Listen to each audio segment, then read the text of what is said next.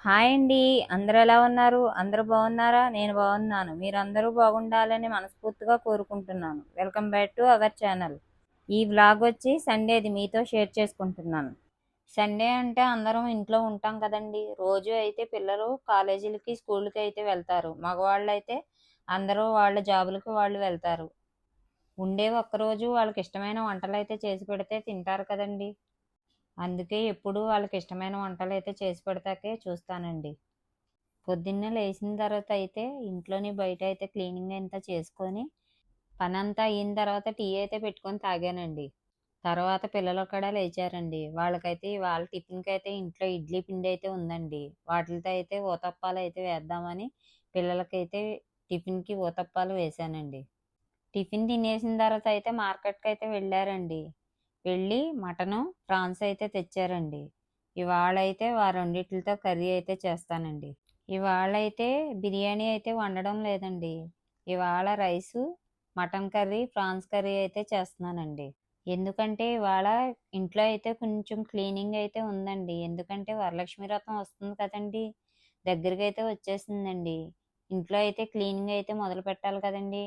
కొంచెం పనులు అయితే ఉన్నాయని వంట అయితే సింపుల్గా చేసుకుంటున్నానండి. వంట అంతా అయిపోయిన తర్వాత ఇంట్లో బూజులన్నీ దులుపుకుందాం అని చెప్పి వంట అయితే బేగా చేసుకుంటున్నానండి. ఇది ఆషాఢ మాసం కదండి. పిల్లలకైతే గోరింటాకు పెట్టుకుంటారని మా ఫ్రెండ్ని అయితే అడిగానండి. మా ఫ్రెండ్ వాళ్ళ ఇంటికాడ అయితే చెట్టు అయితే ఉందండి. ఆ చెట్టు నుంచి అయితే తనైతే గోరింటాకు కోసుకొచ్చి మా పిల్లలకైతే ఇచ్చిందండి. అదైతే రుబ్బి పిల్లలకైతే పెట్టానండి. మా ఫ్రెండ్ వాళ్ళ చెట్టు గోరింటాకు అయితే చాలా ఎర్రగా పండిందండి. చూడండి ఎంత చక్కగా చేతులు ఎర్రగా వచ్చాయో. ఆషాఢ మాసంలో ప్రతి ఒక్కరు ఆడవాళ్ళు గోరింటాకు పెట్టుకోవాలని పెద్దలైతే చెప్తూ ఉంటారండి. ఎందుకో నాకు తెలియదండి.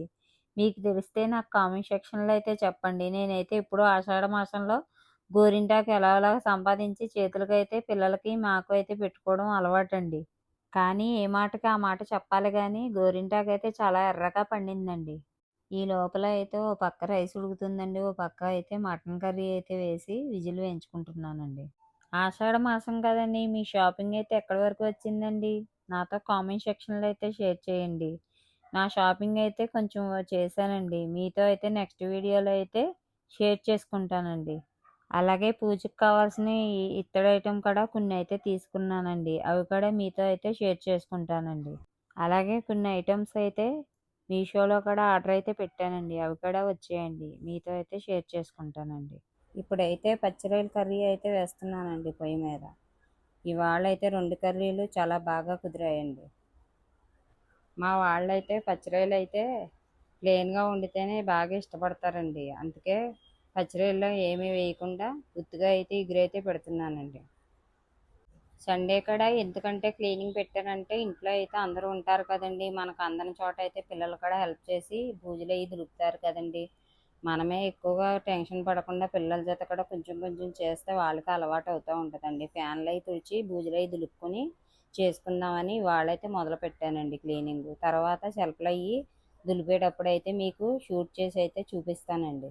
మా పిల్లలు అయితే నాకు బాగానే హెల్ప్ చేస్తారండి. మొత్తం అంతా నువ్వే చేసుకోవద్దమ్మా, మేమైతే హెల్ప్ చేస్తాను నీకు అని చెప్పి చెప్తూ ఉంటారండి. అందుకే పిల్లలు ఉన్నప్పుడైతే మొదలుపెట్టానండి. మాకేంటోనండి సండే వచ్చేటప్పటికి బిర్యానీ తినడం ఎక్కువగా అలవాటండి.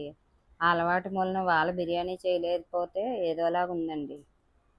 కానీ ఇన్ని పనులున్నప్పుడు అవన్నీ పెట్టుకుంటే ఇప్పుడు కుదరవు కదండి. అందుకే వంట అయితే ఇవాళ సింపుల్గా అయితే చేసుకుంటున్నాను. వంట అయితే పూర్తయిందండి. భోజనాలన్నీ చేసిన తర్వాత మధ్యాహ్నం అయితే కొంచెంసేపు అయితే రెస్ట్ అయితే తీసుకున్నామండి. తీసుకున్న తర్వాత సాయంత్రం అయితే మాకు తెలిసిన వాళ్ళు అయితే 2 తాటికాయలు అయితే పంపించారండి. వాటితో అయితే తాటి రొట్టె వేద్దామని తాటికాయలు అయితే శుభ్రం చేసి తాటికాయల పీసం అయితే తీద్దామని విడదీస్తున్నానండి. విడదీసిన తర్వాత 3 టెంకల కింద వస్తాయి కదండి. అవైతే కొంచెం నీళ్ళ చుక్కలు జల్లుకొని నానబెట్టుకోవాలండి. తాటికాయలని చేతులతో బాగా ప్రెస్ చేస్తే తాటికాయ పీసం తీయడానికైతే మనకి ఈజీగా ఉంటుందండి. మా ఇంట్లో తాటి పీసం తీయడానికైతే ఒక స్టీల్‌ది కూరం అయితే ఉందండి. దాంతో అయితే తీసుకుంటే ఓ పీచు కూడా రాదండి. ఆ పీసానికి సరిపడగా బెల్లం అయితే తీసి చిన్న చిన్న ముక్కల కింద కొట్టి తర్వాత మిక్సీ జార్‌లో వేసి మెత్తగా ఆడుకొని ఆ బెల్లం కూడా కలుపుకుంటానండి. నాకైతే ఆ 2 కాయల గుజ్జుకి ఒక అర కేజీ బెల్లం అయితే పట్టిందండి. ఎందుకంటే మేము స్వీట్ ఎక్కువ తింటామండి, అందుకే బెల్లం ఎక్కువగా వేస్తానండి. బెల్లం వేసిన తర్వాత బాగా కలుపుకొని తర్వాత అయితే కొంచెం ఇడ్లీ రవ్వ, కొంచెం బియ్య పిండి అయితే కలుపుకుంటానండి. మొత్తం అయితే గుజ్జంతా కలుపుకొని నేను వేయట్లేదండి ఇవాళ.